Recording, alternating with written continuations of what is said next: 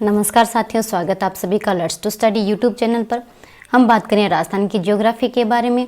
ये जो टॉपिक है राजस्थान की ज्योग्राफी वो सभी एग्जाम्स के लिए मोस्ट इंपॉर्टेंट है। तो हम ये जो सीरीज शुरू करें इसमें हमने कल की एक क्लास में राजस्थान के नामकरण के बारे में, राजस्थान का जो सामान्य परिचय था उसमें राजस्थान का नामकरण क्या रखा गया, किस प्रकार से इसकी जो कालक्रम है वो शुरू हुआ और राजस्थान का जो वर्तमान स्वरूप प्राप्त हुआ, इसके बारे में चर्चा कर लिए। और आई होप कि आपने वो क्लास जरूर लगाई है, नहीं लगाई तो उन क्लासों को जरूर लगाइएगा, आपके लिए हेल्पफुल है। और ज़्यादा से ज़्यादा इन क्लासों को शेयर कीजिए।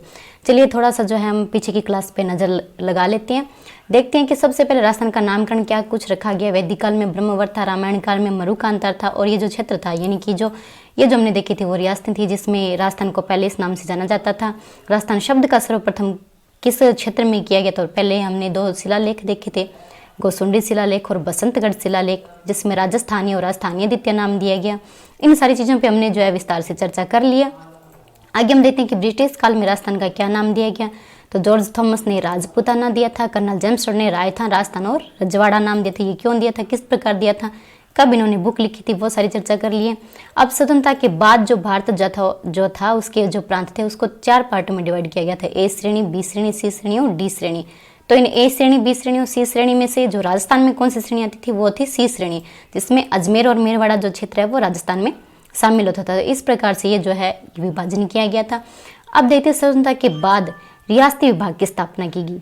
ये रियासती विभाग जो है उसकी स्थापना क्यों की गई, क्योंकि देखो जब लॉर्ड माउंटबेटन योजना आई थी जिसमें ये 3 प्रस्ताव दिए गए थे कि जो भी रियासतें हैं, जितने भी प्रांत है वो या तो भारत में शामिल हो जाए या पाकिस्तान में चले जाए या फिर स्वतंत्र रह जाएं। ठीक है, तो इनको ये जो 3 जो है उनको ये जो दिए गए प्रस्ताव, तो ये हो सकता था कि अगर स्वतंत्र रहने का प्रस्ताव तो सभी को मंजूर था, हर रियासतें ये चाहती थी कि हम भी स्वतंत्र रह जाएं।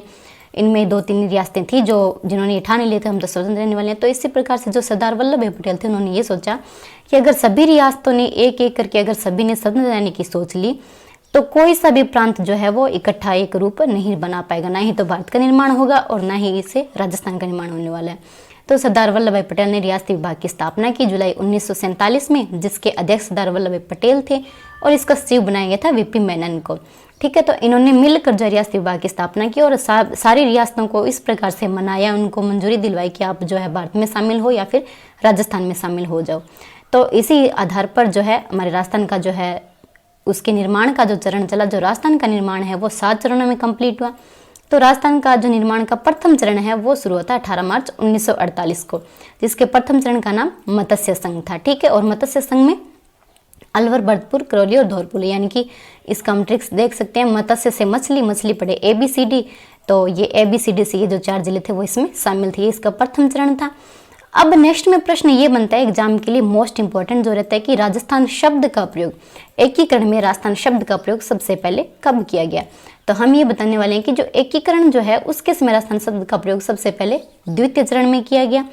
द्वितीय चरण कब था, 25 मार्च 1948 को शुरू था। इसमें राजस्थान संघ के नाम से इसमें जो है शब्द यूज किया गया, जिसमें राजस्थान शब्द का सबसे पहले ये उपयोग किया गया, ये जो नाम है प्रयोग किया गया। एक प्रश्न ये बनता है। और नेक्स्ट में हम देखते हैं कि जो राजस्थान शब्द है उसको वैधानिक मान्यता, विधिवत रूप से, कानून रूप से मान्यता कब मिल गई थी, तो वो मिली थी 26 जनवरी 1950 में। और जो चरण पूछे तो वो था 6ठा चरण, यानी कि 6ठम चरण के दिन ये जो राजस्थान है उस शब्द को वैधानिक मान्यता दी गई थी। ठीक है, अब थोड़ी सी बात इस पे करते हैं कि जो राज्य पुनर्गठन आयोग आया था, जो राजस्थान का जो वर्तमान स्वरूप आया था वो कब आया था, किस दिन आया था। तो इसी आधार पर राज्य पुनर्गठन आयोग की स्थापना की गई, जो 1953 में दिसंबर के 1953 में जो डॉक्टर फजल अली थे उनकी अध्यक्षता में राज्य पुनर्गठन आयोग की सिफारिश की गई। और इसमें कहा गया कि भाषाई आधार पर राज्यों का निर्माण होगा, तो राज्य पुनर्गठन अधिनियम 1956 इसमें लाया गया। और इसी आधार पर 1 नवंबर 1956 को अपना जो राजस्थान था उसको राज्य के रूप में मान्यता मिल गई थी। ठीक है, तो राजस्थान को राजस्थान के रूप में मान्यता कब मिली, 1 नवंबर 1956 को। और यही जो रूप था राजस्थान का, वर्तमान जो रूप है वो इस दिन इसको मिल गया था। अब छोटा सा प्रश्न ये बनता है इसमें से, ये देखो कि जो भाषाई आधार पर राज्यों का पुनर्गठन जो अपनाया गया था, राज्य पुनर्गठन अधिनियम आया था 1956 में, तो उस टाइम भारत का कौन सा राज्य था जो सबसे पहले भाषाई आधार पर बना, तो वो था आंध्र प्रदेश। ठीक है, इतना क्लियर हो गया। अब हम नेक्स्ट में देखते हैं कि जो राजस्थान का जो एकीकरण है वो 7 चरणों में कंप्लीट हुआ, कब से शुरू और इसमें कौन कौन से जो एकीकरण के समय कितने जिले थे, कितने संभाग थे, उस पर हम देखते हैं। तो हम नेक्स्ट में देखते हैं कि राजस्थान का एकीकरण। राजस्थान का जो एकीकरण है वो 7 चरणों में कंप्लीट हुआ था। 1 नवंबर 1956 को राजस्थान जो है अपने वर्तमान स्वरूप को प्राप्त कर चुका था। तो इस एकीकरण के समय राजस्थान में कौन कितने संभाग थे और कितने जिले थे, इन पर देखते हैं कि जो एकीकरण जो हो रहा था तो उसमें 5 संभाग थे और 26 जिले थे, क्योंकि 1 नवंबर 1956 के दिन 26वां जिला अजमेर बनाया गया था, तो 26 जिले थे। अब कौन कौन से संभाग थे ये देखते हैं। जयपुर, जोधपुर, उदयपुर, बीकानेर और कोटा, ये जो 5 संभाग थे वो एकीकरण के समय थे। ठीक है, अब संभागीय व्यवस्था कब से शुरू हुई, कब बंद कर दी गई और इसका जो संचालन है वो किस प्रकार किया, देखते हैं कि जो संभागीय व्यवस्था थी उसको अप्रैल 1962 में तत्कालीन जो मुख्यमंत्री थे मोहनलाल सुखाड़िया, इन्होंने क्या कर दिया, इस व्यवस्था को बंद कर दिया। याद कैसे रखेंगे, याद रखने के लिए हम देखते हैं कि 62 यानी कि बंद यानी कि इसको बंद कर दिया, यानी कि इस व्यवस्था को पूरा एकदम सुखा दिया, बंद कर दिया। तो किसने किया, ये सुखाड़िया ने। ठीक है, इस व्यवस्था को बंद कर किया गया, संभागीय व्यवस्था को अप्रैल 1962 में।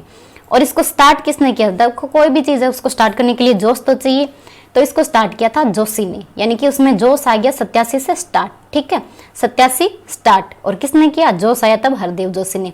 तो 26 जनवरी 1987 को हरदेव जोशी ने ये जो संभागीय व्यवस्था थी उसको स्टार्ट कर दिया था। ठीक है, 26 जनवरी 1987 को हरदेव जोशी ने संभागीय व्यवस्था को पुनः प्रारंभ कर दिया, और 26 जनवरी 1987 के दिन अजमेर जो है वो 6ठा संभाग बनता है। ठीक है, जिला कब बना, अजमेर 1 नवंबर 1956 के दिन, और जो संभाग 6ठा संभाग, 5 संभाग थे, 6ठा संभाग कब बनता है, अजमेर 26 जनवरी 1987 के दिन। ठीक है, उसके बाद जो हमारा 7वां संभाग है वो कब बनता है, 4 जून 2005 को ये जो भरतपुर अपना 7वां संभाग बनता है, और वसुंधरा राजे जी जो है इस संभाग का जो है निर्माण करते हैं, इसकी व्यवस्था स्टार्ट करते हैं। ठीक है, तो नेक्स्ट में हम देख लेते हैं कि ये जो कौन कौन से जिले हैं जो संभागों में शामिल होते हैं, यानी कि गंगानगर बीकानेर संभाग में कौन से हैं, जोधपुर संभाग में कौन से हैं।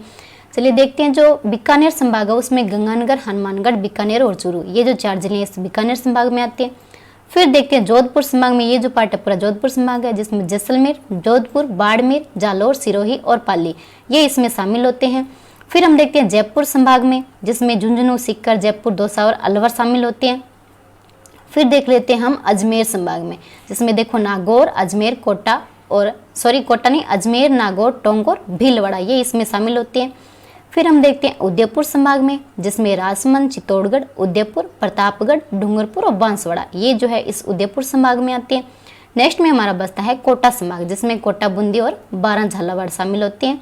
फिर जो नवीनतम संभाग अपना भरतपुर में भरतपुर, धौलपुर, करौली और सवाई माधोपुर ये जो 4 जिले इस भरतपुर संभाग में शामिल होते हैं। ठीक है, अब हम नेक्स्ट में देखते हैं इन संभागों के बारे में कि जो जिले बने थे उनका कालक्रम, जो उनका समय था वो कैसा था।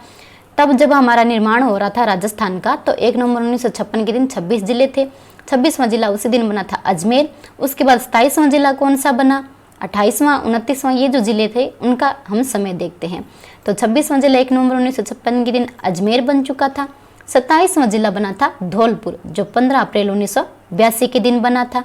ठीक है, फिर नेक्स्ट में हम देखते हैं 28वां, 29वां और 30वां। 28वां, 29वां और 30वां ये जो तीनों जिले हैं वो एक साथ बने थे 10 अप्रैल 1991 के दिन। राजस्थान के वो 3 जिले जो 10 अप्रैल 1991 के दिन एक साथ बने, तो उनका क्रम है BDR। ठीक है, B से 12, D से दौसा और R से राजसमंद। ठीक है, ये हो गए हमारे पास 30 जिले। अब 31वां जिला बना था 12 जुलाई 1994 को हनुमानगढ़, जो गंगानगर से अलग करके बनाया गया। उसके बाद हम देखते हैं 32वां जिला। जो 32वां जिला है वो करौली बना था। जो करौली है वो 32वां जिला बना 19 जुलाई 1997 के दिन। फिर हम देखते हैं 33वां जिला, जो सबसे नवीनतम जिला है वो है प्रतापगढ़, जो 26 जनवरी 2008 को बना था, और ये बना था डूंगरपुर, बांसवाड़ा और चित्तौड़गढ़। इन तीनों के जो तहसीलें थी उनको मिलाकर जो है ये प्रतापगढ़ का गठन हुआ था। ठीक है, अब नेक्स्ट में ठीक है, अब जो हमने ये देखा था कि जो राजस्थान जो है इसका एकीकरण किस प्रकार हुआ, 7 चरणों में कितने जिले थे, कौन कौन से जिले कब कब बने, इनके जो समय सारणी वो हमने देख लिए। थोड़ी सी चर्चा इस पर कर लेते हैं कि जो राजस्थान में क्षेत्रफल में सबसे बड़ा जिला कौन सा है, जैसलमेर है। संभाग पूछ ले तो वो भी जैसलमेर है। सबसे छोटा जिला कौन सा है, धौलपुर है। अगर संभाग पूछ ले तो वो भरतपुर संभाग है। तो इस प्रकार से ये राजस्थान का जो सामान्य परिचय वो रहता है। उम्मीद है आपको ये बिल्कुल समझ में आया है। आप इन क्लासों को ज़्यादा से ज़्यादा शेयर कीजिए, हमारे चैनल को सब्सक्राइब कर लीजिए, जुड़िए हमारे साथ राजस्थान की और इम्पोर्टेंट जानकारी आप लेने के लिए। धन्यवाद।